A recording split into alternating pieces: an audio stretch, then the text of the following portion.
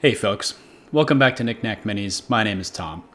I know it's been a hot minute since I uploaded to YouTube, but I'm back today with an exciting video about a topic that I feel pretty passionate about. I think we all know the sadness about trying and failing at our first shot of doing NMM, especially when we go online and we see gorgeous images on our Instagram feed of flawless minis from our favorite painters. But NMM is difficult, it's tricky, and it's a specific way of painting that requires a lot of knowledge and know-how that not all of us have. I can't say that I have a silver bullet, but I do have a technique that I like to use and that's taught me a lot about NMM and that I think looks pretty good. And it's without all that fussing and futzing to get perfect creamy blends. Let me introduce you to what my Twitch chat affectionately calls dumb and fast NMM. Hey guys, Editor Tom here. Merch alert, my lovely girlfriend has designed us some merch. I am wearing said merch. The link for the merch is down below. All the proceeds go to helping the channel afford paints. Thanks so much.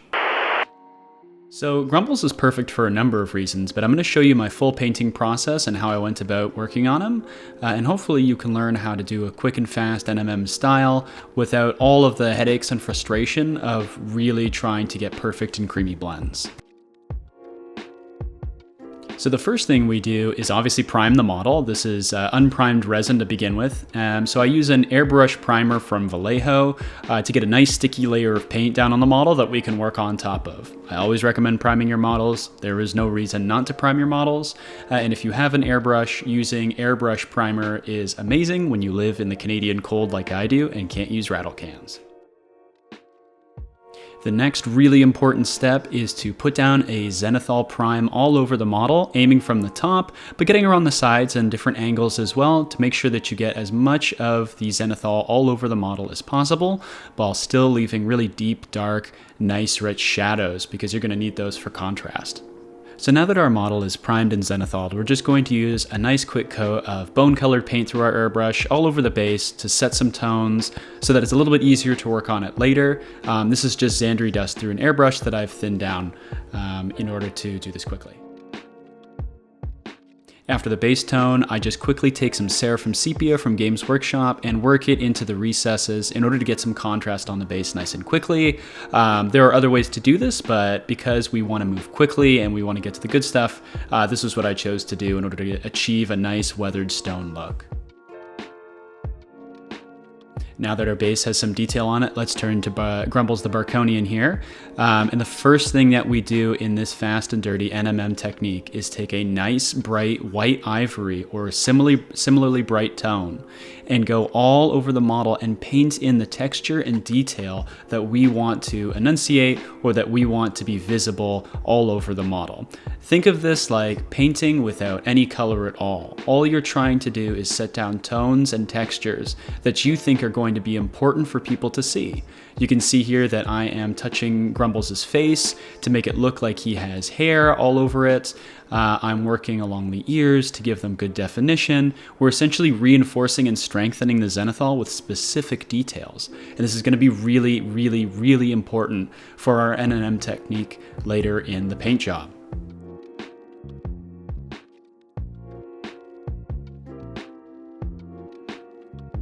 Another critical thing to do is to edge highlight all of the metallic areas and make sure you catch any area on the upward facing side where the light would be catching on the metal most prominently. So anywhere where you think there's an edge to the metal, including the interior edges around the shield, or things like those little metal bumps, I don't know what to call them, all over his armor and shield. Those are really important to catch because those would be reflecting light and catching light really strongly, as well as the edge of his shoulder pad, which you just saw me touch and highlight.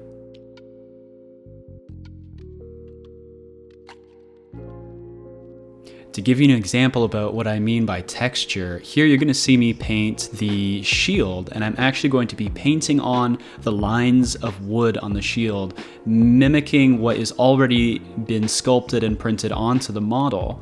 So basically reinforcing that texture because the zenithal highlight can't really catch it in the same way that a brush can, and by doing this we achieve a great deal of contrast. And what you're aiming for in this stage is basically as much contrast as possible. So a very bright white series of textures over a very dark black or sort of gray zenithal surface. So you can see here. Another thing to keep in mind is that after I put down the paints, it is going to desaturate because acrylic paint desaturates as it dries. So make sure if you need to that you go over areas multiple times in order to achieve as much contrast as you need. Other textures I make sure to touch are these little pauldrons on the top of his shoulder pads, as well as the lines on his gambeson or his jerkin, just making sure that all of those are clearly visible and that they have some sort of texture. A lot of the time I won't use long sweeping brush strokes. Instead, I'll just touch the brush gently to an area or make small dotted lines, which hopefully you can see here. The small dotted lines add a roughness to the image that long straight lines are not going to be able to replicate. So you really do need to be careful about how you apply the paint as well as where you apply it. Just make sure that you do it very quickly and just sort of stab at the area, but not so harshly that you sort of get paint everywhere. You just want small, tightly controlled little lines. Okay, we've come back to the base, and what we're going to do here is just take, because you have to paint the base, we're just going to take a bit of bright sort of bone color. So this is the same Zandri dust with just a little bit of white added to it, and give each of the flagstones a little bit of an edge highlight. This is pretty simple to do with a small brush with a sharp edge, but just take your time and try not to get paint everywhere. Just paint over top of the wash on the base. So now that Grumbles has a lot of texture painted onto him and he's attached to his base, I'm coming back to the sword, a really important part of the model. Weapons are really important to get right and to put a lot of detail on. So you'll see that because of the nice people over at Broken Anvil Monthly, he has a really well-defined sword with really straight edges, lots of volumes to paint, and the edges are really easy to catch with the edge of my brush. So you can see here I'm just coming in and catching the edge of the interior line of his sword. That's really important. You don't just catch the very edge of the sword, you can also catch those bevels on the inside, and that's going to add a lot of detail. I also catch the edge of the hilt there, and that's really important because that's also going to be metallic as well. For the metallic parts, you want to be as clean as possible and just make really straight white lines where you catch every sort of vertice or surface.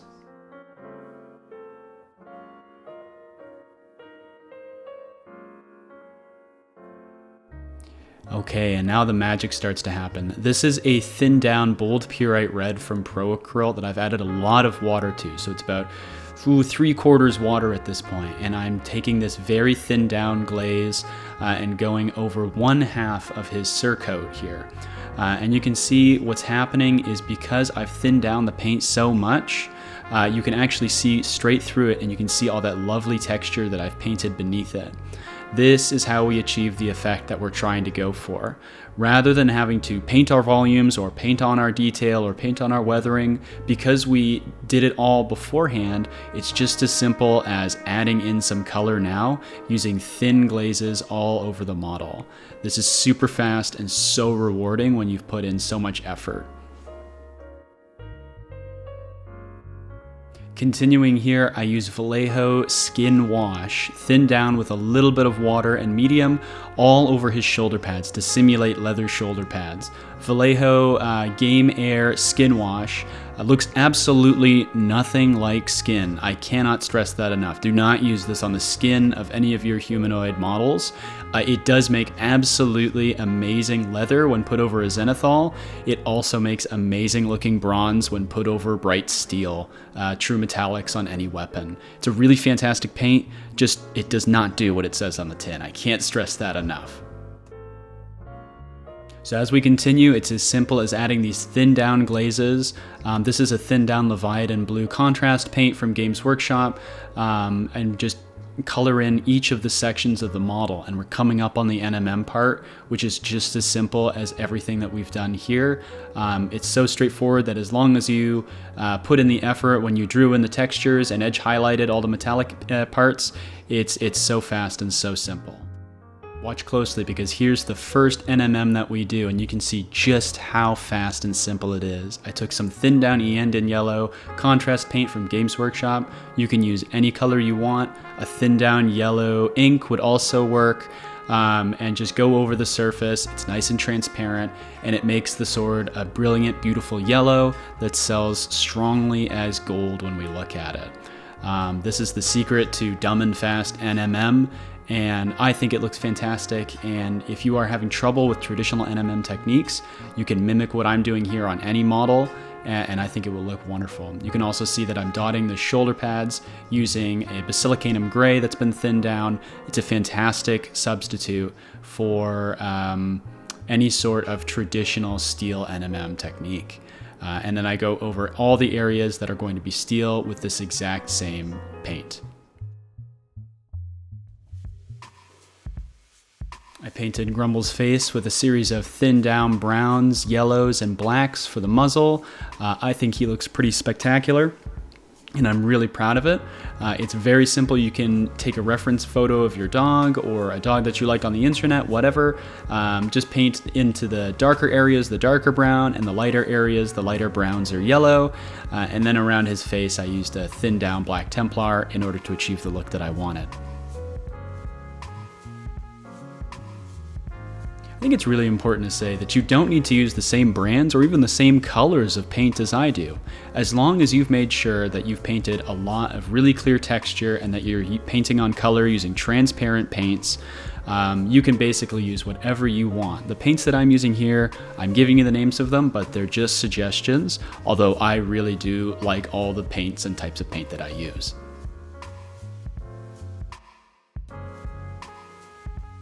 Continuing with our NMM, the next thing that I decided to work on was Grumbles' gold chain, as he is a member in high standing of the Barconian Men-at-Arms household. Once again, I just used a very thin down Iyanden yellow all over the chain. The Games Workshop contrast paints work great because they sink into the recesses and are naturally quite transparent. It's the same reason that inks work just as well. You want something that has a strong tone, but is also relatively see-through so that you don't have to thin it down quite as much. Contrast paints just provide that little bit of extra oomph when they sink into the recesses.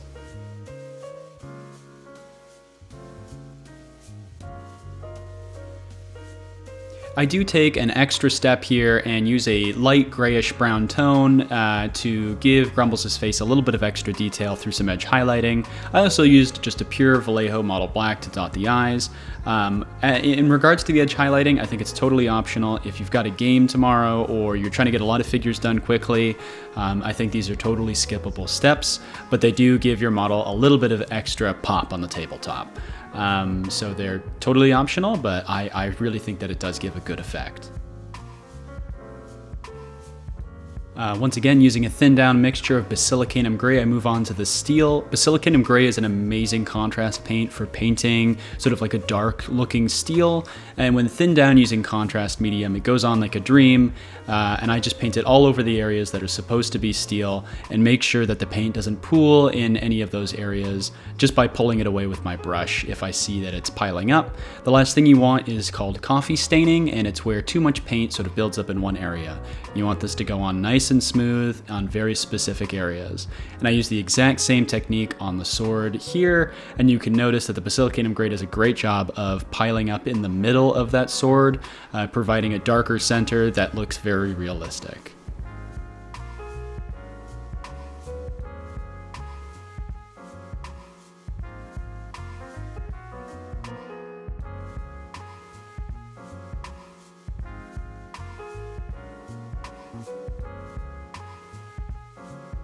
So now that we've put down our tones, we can move on to sort of extra optional steps, and we can go back and reinforce some of the highlights that we put on earlier in the paint job by just going over with a bright grayish steel color.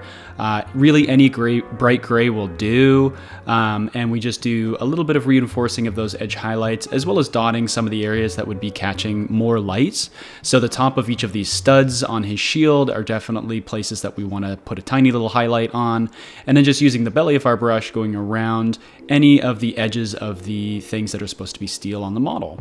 So the top of the shield, the top of the studs, the edge of the sword and blade, those are all areas that we want to highlight. Once we're done highlighting, we can start weathering and really tricking the eye into thinking what it's looking at is sharpened or battered metal. And the way that we do that is by taking the same edge highlight color, this bright gray that we've been using, whichever bright gray you want, and we just kind of nick and dot the edge of our sword blades as well as anything else that's supposed to be metal. So you'll notice that I also hit the rim of the shield, like he's been using it to hit people or been using it in training or combat, whatever. We're trying to create a story around it, and part of that is that these are weapons and implements that have been used, and it really helps to hide the fact that it's really just a simple sketch and wash of a color. It really does help sell the whole image as being cohesive, and this is something that you can use to sort of cheat NMM, because the eye is not very good at figuring out that, oh, it's just one color that's got a lot of little nicks on it. It tricks the eye into thinking that there's a lot more depth and interest on the actual weapon and surface itself. There's a lot of confusion about how to highlight gold, but it's actually really simple. All you need to do is use a bright yellowish white. I'm using an ice yellow here to do so. And if you want to, you can go up into even pure white. When gold reflects light strongly, it becomes almost shockingly pure white or silver. So you can use anything that you'd like there to edge highlight the chain and the belt buckle and the hilt of the sword. It's all going to look great as long as it's very bright and has a tint of yellow or is just pure white.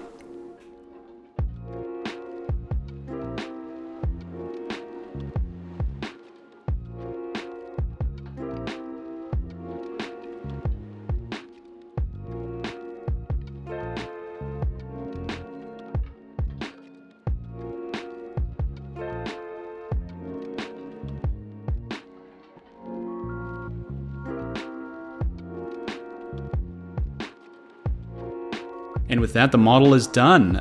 We have gone all over. The NMM is selling reasonably well. The weathering looks good. He looks like a warrior. He looks like he's been fighting in 100 wars. I don't know.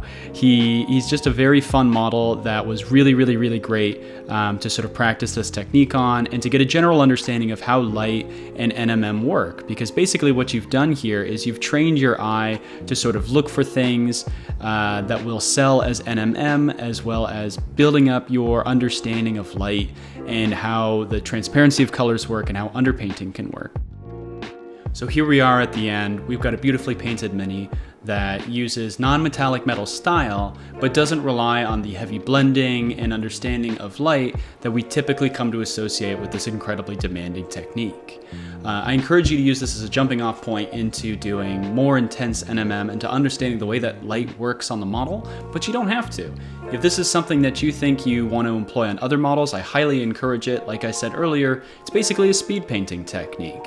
And I think it looks really good, especially for games of D&D, or if you're painting a large unit that you want to have look maybe a little bit better, but you don't want to put in the effort of doing true NMM all over it, or you're just not confident with that technique yet. Thank you so much for tuning in. If you've made it this far, you have my deepest thanks. My name is Tom. This is Knick Knack Minis, and I will see you in the future. Thanks so much. Bye.